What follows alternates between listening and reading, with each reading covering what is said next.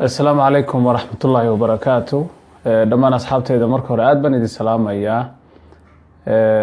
waxaan doonayaa inaan runtii laba kalmadood ka yiraahdo inanta walaashayda ah dibanaha ah waxa weeye dhibaatadu ay gaadhay magaalada Goldogob.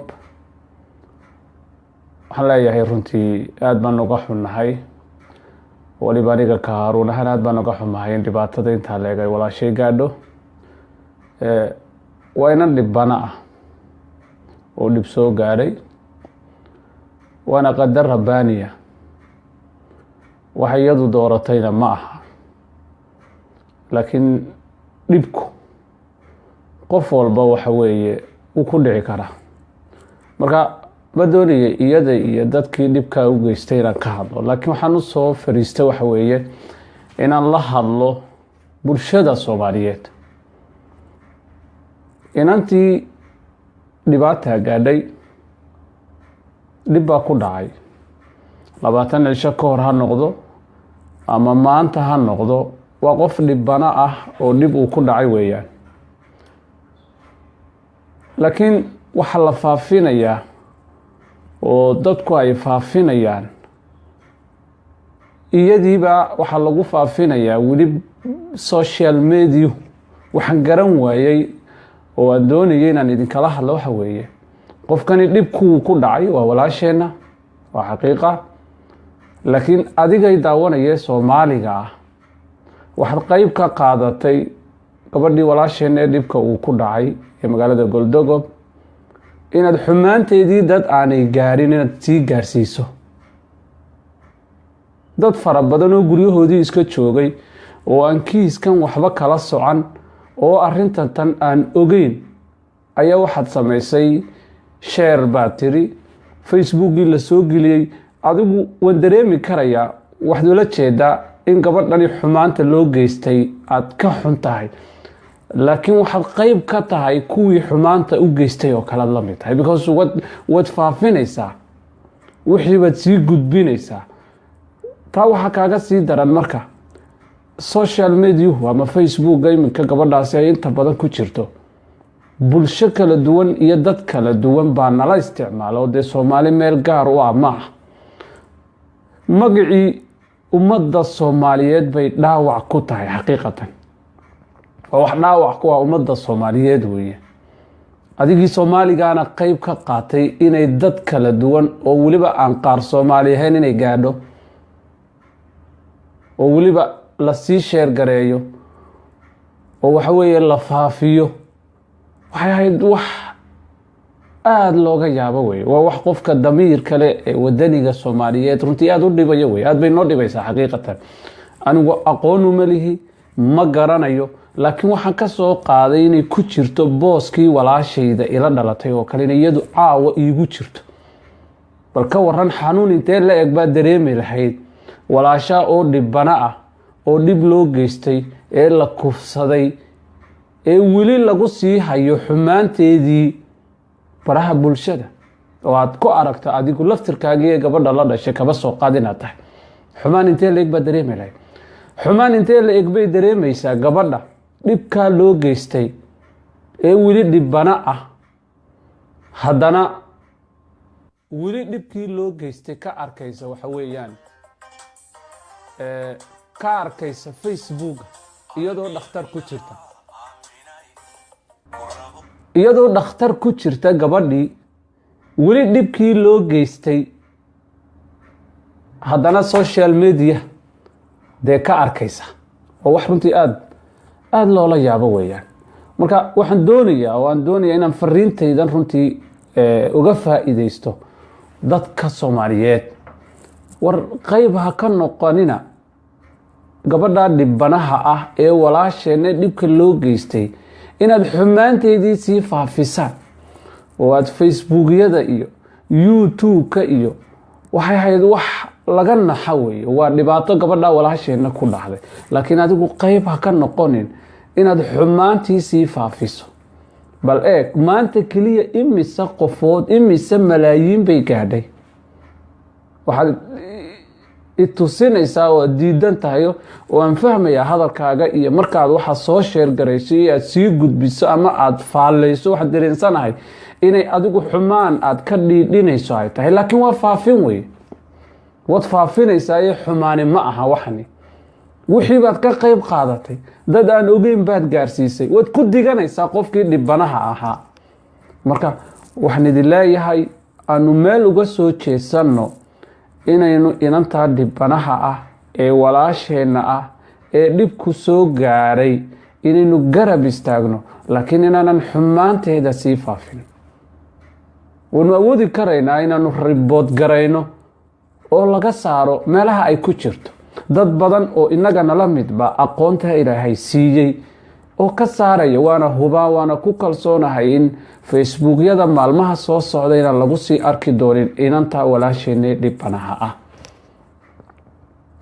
waxaan idinka codsanaya qayb ha ka noqonina inaad inantaa walaasheenna ku digataan xanuun waxaa ugu filan dhibka iyadaas gaadhay xanuun waxaa ugu filan in dadkii Soomaaliyeed ay iyadu dhibkeedas qayb ka qaataan bal ka waran hooyadii dhashay waxaad iga warantaa walaalka dhalay aabihii dhalay walaalkeeda iyadii dhibanaha ahayd ee xanuunka uu hayay ee dhibka loo geystay haddii ay facebooka ka arkayaan ka war waxa weeyaan waxay la mid tahay inaad cusbo ku shubaysaan meeshii bugtay inaad nabarkii cusbo sii marinaysaan marka aynu meel uga soo jeesanno in inantaa walaasheenna ee dhibka loo geystay sidii iyadu ay cadaaladda ku heli lahayd sidii iyadu dhibkeedan gaadhay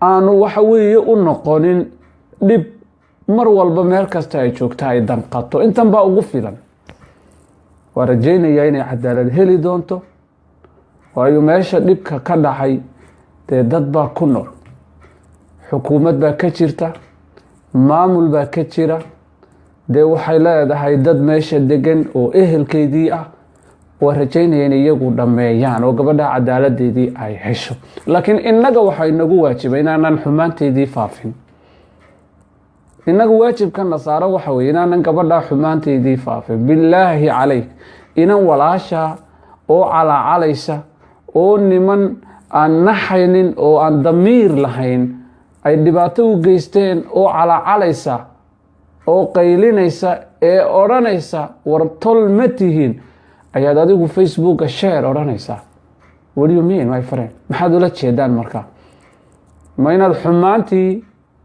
gabadhaa loo geystay aad raalli ka tihiin baad ula jeedaan mise waxaad ula jeedaan waanu ka xunnahay haddii aad ka xuntay soo adigan qayb ka qaatay ood faafiyey markaa gabadhaa ilaahay waxaan uga baryayaa inay cadaalad hesho waana rajaynayaa inay cadaalad heli doonto innaguse yaynan ka qayb qaadanin runtii waa xilli dambe ayay maraysaa halkan aan joogo waa waqti dambe wax ka seexan kari waaye runtii dhibaatada gabadha loo geystay iyo bulshadii Soomaaliyeed ee xumaanteedii faafinaysa guri walba imika gashay dad baa sabab u ahaa dad baa faafiyey waxay ka helayaan anigu garan maayo xaqiiqatan runtii ma doonayo in badan inaan runtii sii hadlo laakiin intaasaan doonayay inaan idinla wadaago oo aanay xumaantu idinku qayb ka ilaahay subxaanahu wa ta'aala quraankiisa wuxuu ku leeyahay وتعاونوا على البر والتقوى ولا تعاونوا على الإثم والعدوان والوناقة هي السمفلك هي خيرك يسكو كاشدة لكن حمانتا يعني يسكو كاشني إنه رالي كمنهن قبل إن نبكى وكله لكن إلهي بقى أقدري ووح قدر إلهي بقى أقدرين نبكى وكله وكحن هيرنتي قف جعلنا متشرو إن قبل نبكى وكله إيادو لفتر كده ما يدوران إن نبكى لوكيستو laakiin waa wax ilaahay u qoray in dhibka ay marto kuwa badan imka tani waynu aragnay oo xumaanteedii kuwa badan oo wadankiina la joogo oo dhibka uu ku dhaxay baa jira oo aan laga warqabin marka yaynan ka qayb qaadanin. runtii waxaan arkayay aad baa loo faafiyey gabadha, hadday sawir noqoto, hadday video noqoto, aad baa loo faafiyey, waa la sii buunbuuniyey, waa la fidi. waxaan garan waaye dadku damiirkii miyaa ka dhintay? dadkeenan bulshada Soomaaliyeed ma damiirkii miyaanu qofkan faafinaya ka fekerin inanta dhibkan loo geystay inay tahay inan Soomaaliyeed, gabar Soomaaliyeed ee dhib ku dhacay Soomaha?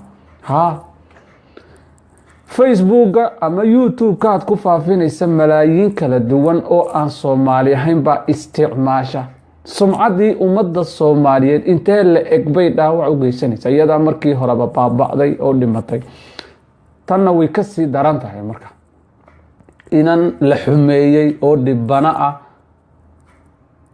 oo waxa weeye xumaanteedii aad ku digatay, waad faafisay, arka waa la istusinaya meel walba oo aad tagto social media. xataa qofkii aan waxaan raalli ka ahayn aan doonayn hataa waa lagu soo taageeray, waad arkaysaa. wax qurux badan maaha. qof kastoo arka hadduu report ka gudbin lahaa waxna way iska dhammaan lahaayeen runtii.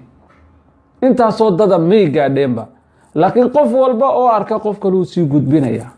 intaa isagu wuxuu la jeedaa waxaan inay xumaan yihiin oo uu diidan yahay, haddana ma dareensana waxaan inuu faafinayo oo ay ummad kala gaarayso, qofba inuu qof u dhiibayo. gabadhii dhibanaha ahayd waxaan filayaa halkii ay joogtay bay ugu tagtay xumaantii iyada lagu sameeyey. maxay dareemi karaysaa? waxay doonaysaa inay bulshada la qabsato, waxay doonaysaa dhibkan gaaray ilaahay idinkii inay ka bogsato, waxay doonaysaa birrito inay hooyo noqoto, waxay doonaysaa birrito inay bulshada wax la qaybsato. adigaa ka faafiyey intaasoo xumaana, sidee bay bulshada usoo hor istaagaysaa marka? hadday walaasha ahaan lahayd xumaan intee leeg baad dareemi lahayd marka? walaalaha Soomaaliyeed meel kasta oo aad joogtaan waxaan idinka codsanayaa inaad qayb ka qaadataan in muuqaalka gabadha walaasheenee dhibanaha ah ee baraha bulshada kala duwan wareegaya inaynu ka saarno. wanu awoodnaa, waa ka saari karaynaa runtii. dhowr qofood bay u baahan tahay oo report gareeya oo kuwa intan waxyaabo fara badan oo na soo maray baanu awood u yeelanay inaanu ka saarno biidnillaahi albaari, waana laga saaraya haddii ilaahay raalli ka jiro. khayr baan idiin rajaynayaa.